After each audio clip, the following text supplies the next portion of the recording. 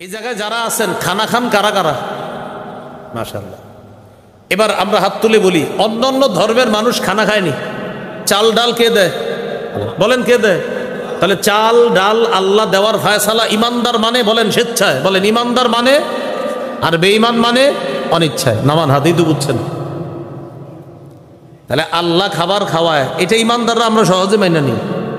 বেঈমানরা এটা মানে না, কিন্তু যখন মাটি খুইরা দেখে একটা বীজ, একটা দানার মধ্য থেকে এতগুলা কেমনে বের হয়, মানতে চাইও আবার মানে না, কারণ আল্লাহরে মানলে তখন আমগু বিরোধিতা কেমনে করবে।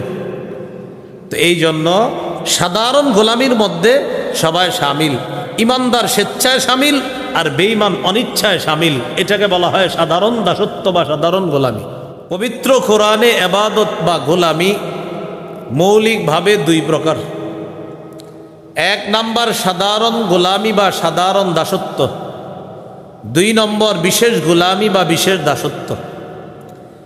সাধারণ গোলামির মধ্যে সবাই অন্তর্ভুক্ত, ইমানদার বেঈমান সবাই। এটা কিভাবে? ভালো করে বুঝে শুনে বলবেন। ইমানদাররা অসুস্থ হয় কি হয় না? আচ্ছা, বেঈমানরা অসুস্থ হয় কি হয় না? ইমানদার অসুস্থ হওয়ার ফায়সালাটা কার? বেঈমানও অসুস্থ হওয়ার ফায়সালা কার? আল্লাহর। অসুস্থ হওয়ার ক্ষেত্রে এই সিদ্ধান্তটা আল্লাহর। ইমানদাররা এই সিদ্ধান্ত স্বেচ্ছায় মানে, আর বেঈমানরা এই সিদ্ধান্ত অনিচ্ছায় মানে। বাকি বেঈমানরাও সিদ্ধান্তটা মানে। এর মানে আল্লাহ পাক রব্বুল আলামিনের এই বিধানটা বেঈমানরাও প্রতিহত করতে পারে না। এই গোলামি বেঈমানরা অনিচ্ছায় হলেও মেনে নেয়। হ্যাঁ, আল্লাহ অসুস্থতা দিলে এটাকে রক্ষা করার কেউ নাই। বেঈমানরা আল্লাহকে স্বীকার করে না, বাকি অসুস্থতা মেনে নেয়। আর ইমানদার অসুস্থতাও মেনে নেয়, স্বীকারও করে আল্লাহ দিছে। ইমানদারের স্বীকৃতি স্বেচ্ছায়, বেঈমানের স্বীকৃতি অনিচ্ছায়। বাকি রবের এই ফায়সালা ইমানদারও মেনে নেয়, বেঈমানও মেনে নেয়। এটাকে বলে সাধারণ গোলামি বা সাধারণ দাসত্ব। সাধারণ গোলামি, সাধারণ দাসত্ব। আরেকটা উদাহরণ দিলে বুঝবেন। এই জায়গায় যারা আছেন খানা খান কারা কারা? মাশাআল্লাহ। এবার আমরা হাত তুলে বলি, অন্যান্য ধর্মের মানুষ খানা খায়নি। চাল ডাল কে দেয়? বলেন কে দেয়? তাহলে চাল ডাল আল্লাহ দেওয়ার ফায়সালা। ইমানদার মানে বলেন স্বেচ্ছায়, বলেন ইমানদার মানে, আর বেঈমান মানে অনিচ্ছায়। নামান হাতেই তো বুঝছেন। তাহলে আল্লাহ খাবার খাওয়ায়, এটা ইমানদাররা আমরা সহজে মাইনা নিই। বেঈমানরা এটা মানে না, কিন্তু যখন মাটি খুইরা দেখে একটা বীজ, একটা দানার মধ্য থেকে এতগুলা কেমনে বের হয়, মানতে চাইও আবার মানে না, কারণ আল্লাহরে মানলে তখন আমগু বিরোধিতা কেমনে করবে। তো এই জন্য সাধারণ গোলামির মধ্যে সবাই সামিল। ইমানদার স্বেচ্ছায় সামিল, আর বেঈমান অনিচ্ছায় সামিল। এটাকে বলা হয় সাধারণ দাসত্ব বা সাধারণ গোলামি। এই কথাটা আছে সূরা মারিয়ামের 93 নম্বর আয়াতে। আল্লাহ বলেন, ইন কুল্লু মান ফিস সামাওয়াতি ওয়াল আরদি ইল্লা আতির রহমানি আবদা। আসমান জমিনের এমন কেউ নাই যারা রহমানের কাছে দাস রূপে উপস্থিত হবে না।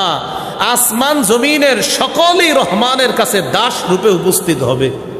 ইমানদাররাও দাস রূপে উপস্থিত হবে, বেঈমানরাও দাস রূপে উপস্থিত হবে কিয়ামতের ময়দানে।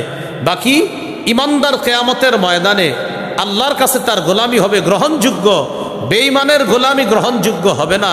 ইমানদারের ঠিকানা হবে জান্নাত, বেঈমানের ঠিকানা হবে জাহান্নাম। ফেরাউন আল্লাহকে আল্লাহ মানছে কখন? হালাতে গড়গড়া বা প্রাণটা যখন কণ্ঠাগত হলো। প্রাণ কণ্ঠাগত হয়ে গেলে তখন আর ঈমান কবুল হয় না। এটাকে কোরআনের ভাষায় বলা হয় হাত্তা ইদা বালাগাতিল হুলকুম। প্রাণ যখন কণ্ঠাগত হয়ে যায়, কণ্ঠাগত হয়ে যাওয়ার পর এটাকে বলা হয় হালাতে গড়গড়া।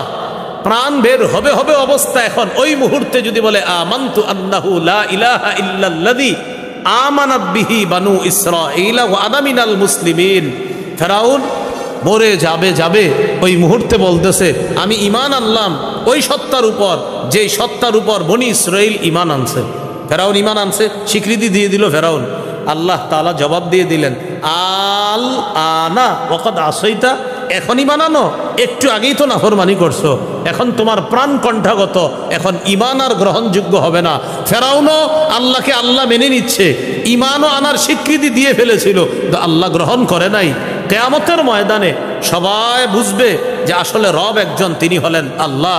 বাকি ইমানদারের এই বুঝা তাকে জান্নাতে নিয়ে যাবে, আর বেঈমানরা কিয়ামতের ময়দানে এই বুঝ তার কোনো কাজে আসবে না, ঠিকানা জাহান্নাম। তাহলে কিয়ামতের ময়দানে সবাই বুঝবে রব কয়জন, তিনি কে। এই বুঝাটা লাভ হবে কাদের? ইমানদারের। আর বেঈমানের কোনো কি হবে না, লাভ হবে না। আরেকটা হলো বিশেষ দাসত্ব। বিশেষ দাসত্ব বা বিশেষ গোলামি সবাই করে না, শুধু আল্লাহর নির্বাচিত বান্দারাই বিশেষ দাসত্ব করে, তারা হলো ইমানদার বান্দা।